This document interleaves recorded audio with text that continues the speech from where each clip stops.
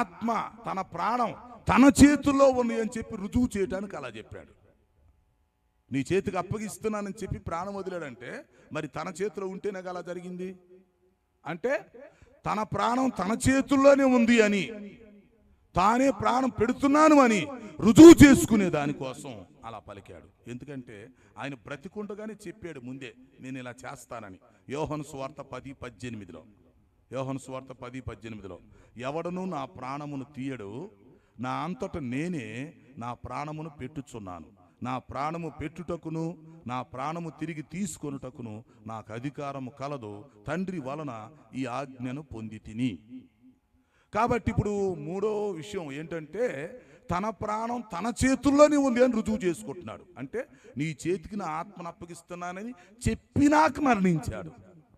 మరి అంతకు ముందు మరణించవచ్చుగా, లేక ఆ తర్వాత మరణించవచ్చుగా, చెప్పి